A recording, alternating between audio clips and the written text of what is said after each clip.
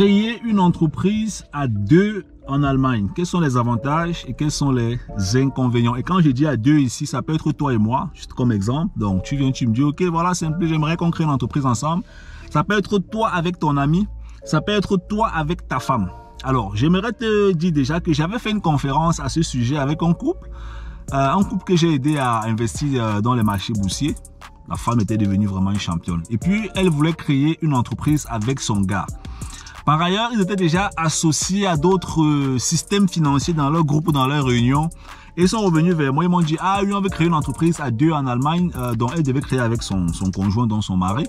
Et puis l'idée, c'était de savoir quels sont donc les avantages, les inconvénients de créer dans leur entreprise à deux en Allemagne. Donc on va exactement voir ça dans la vidéo. Je vais te présenter quelques exemples et je vais te donner des conseils qui vont t'éveiller l'esprit et qui vont te permettre en fait d'avoir une direction qui est une prise de décision qui est assez intéressante. Donc tu me connais pas encore, moi je m'appelle Simplice Foguet, je suis auteur du livre Vivre, investir en Allemagne que j'ai écrit pour aider tous les Africains dans la communauté à mieux se développer. Donc du coup, si tu es intéressé par le bouquin, dans la barre de description, tu vas voir le lien, tu cliques, tu tombes sur mon site internet, tu vas lire les informations et puis tu pourras passer ta commande.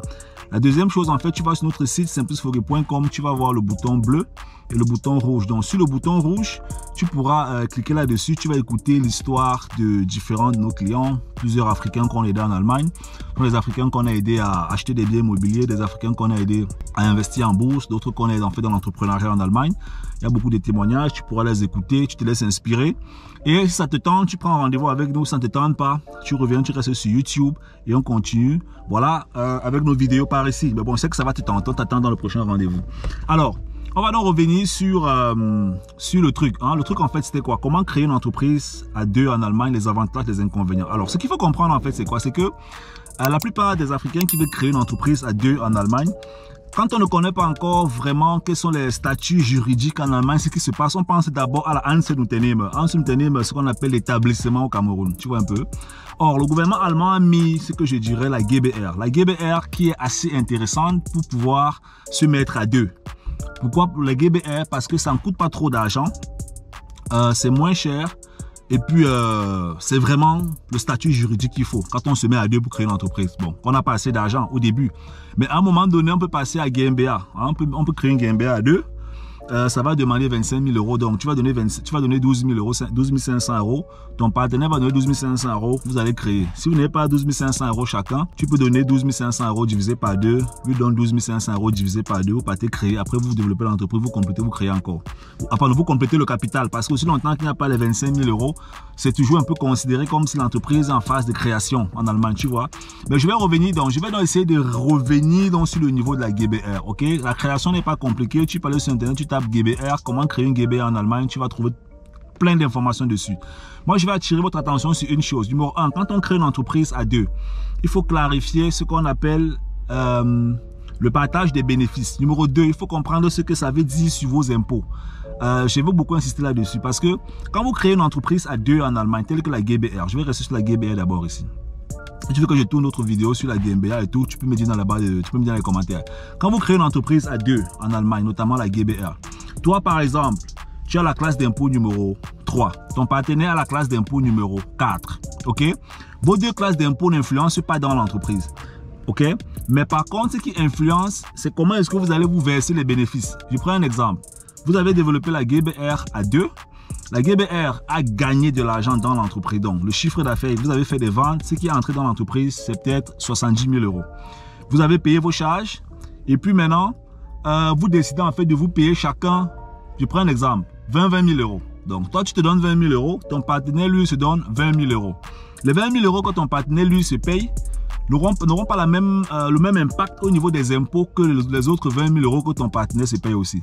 Toi, tu as la classe d'impôt numéro 3, ce sera 20 000 euros en fonction de la classe là. Lui, a la classe d'impôt numéro 4, ce sera 20 000 euros en fonction de la classe d'impôt numéro 4.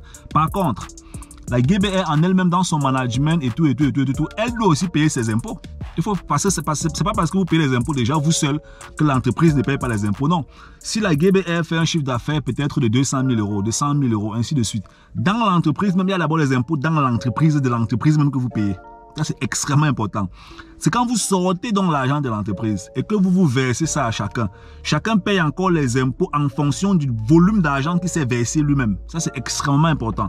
Donc ça, c'est quelque chose qu'il faut d'abord déjà comprendre et projeter les uns et les autres, afin de savoir ce sur quoi est-ce qu'on est en train de danser. Donc maintenant, un autre volet qui est intéressant, je crois qu'on n'a pas trop besoin d'échanger là-dessus, c'est de comprendre que vous devez mettre dans les statuts de l'entreprise des clauses.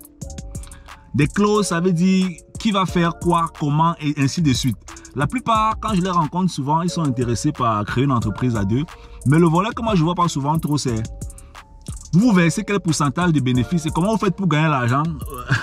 Comment vous faites pour avoir le maximum de clients en fait dans vos différentes activités. Je sais pas, il faut souvent créer beaucoup de business là en Allemagne. Ah non, on a envie de créer une entreprise à deux. Oui, ben vous allez créer l'entreprise à deux. Qui est le chef marketing de l'entreprise? Parce que quand on se met à deux pour créer une entreprise, chaque partenaire doit avoir une responsabilité. Et tu écoutes toujours, non, lui va faire dans les process, lui va faire la programmation. Les trucs toujours qui sont seulement dans le produit. Mais qui s'occupe de la vente dans l'entreprise là? Qui fait le marketing de l'entreprise? Qui fait à ce que l'entreprise finisse par... Moi, je vais te prendre un exemple concret, ok?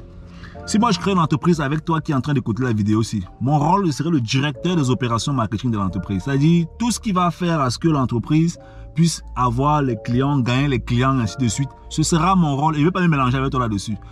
On crée l'entreprise. Dans les papiers, je suis le directeur général des opérations marketing de l'entreprise et toi, tu vas prendre ton département. Ça veut dire que je vais t'informer de comment est-ce qu'on va mener l'entreprise sur le plan du marketing. Et dès qu'on gagne l'argent, il y aura quelqu'un qui va compter l'argent là. Et toi, tu dois avoir dans l'entreprise ton rôle où tu te donnes dedans à 10 000% et qui fasse que l'entreprise évolue. Tu comprends un peu? Ça, c'est des trucs qu'il faut définir quand on lance un business. C'est-à-dire, qui est responsable de... Surtout à deux. Qui va faire quoi jusqu'à on est sûr à 100%. Donc, il y a deux rôles que vous ne devez pas vous amuser avec. Les opérations marketing, tout ce qui va aller autour de la prospection, le développement des stratégies marketing, obtenir les nouveaux clients, ainsi de suite, présents sur le marché. Il faut qu'un d'entre vous soit calé dedans en fait. Ou bien se développer pour être bon dedans. Et puis l'autre, il va voir. Hein. Maintenant, vous devez avoir un bon conseiller en impôt, vous deux, ou bien vous trois. Parce que votre entreprise, c'est une personne, toi et ton partenaire. Vous devez avoir un bon conseiller en impôt. Pourquoi? Vous pouvez gagner beaucoup d'argent dans la GBR. Et puis toi, tu te verses par exemple 30 000 euros. Ton partenaire se verse 30 000 euros. Et vous vous amusez maintenant sur le plan privé. On vient vous poser des problèmes. Le gouvernement vient vous poser les problèmes au point où c'est maintenant l'entreprise qui en prend un coup. Parce que vous êtes tous dans le truc en fait. Tu vois un peu? Ah, c'est extrêmement important. Extrêmement important. Donc, clarifiez ce genre de choses-là. Ayez quelqu'un qui va vous donner des conseils à trois. La GBR, toi et ton partenaire. Prenez un rôle fondamental dans chaque département. Donc, je crois qu'à travers cette vidéo, tu as pu voir quels sont les avantages, les inconvénients de créer une entreprise à deux en Allemagne. Si tu es seul, tu peux faire ton entreprise que tu veux, tu prends tes décisions comme tu veux, ainsi de suite. Si tu es la Einzelunternehmen par exemple, tu peux te dire, bon, aujourd'hui, je décide comme je veux, demain, je décide comme je veux. Mais quand vous êtes deux, vous devez vous concerter pour les décisions. Pour ça, c'est normal, on n'a pas besoin de vous dire ça. C'est normal que quand on est deux dans un business, on se concerte en fait pour prendre des décisions. Donc voilà, si tout c'est nouveau pour toi, tu vas approfondir, c'est ce que tu dois faire. Tu vas sur le site simplesfoguet.com, boum, tu cliques sur le bouton bleu et tu prends ton rendez-vous. On est ensemble. Ciao, ciao.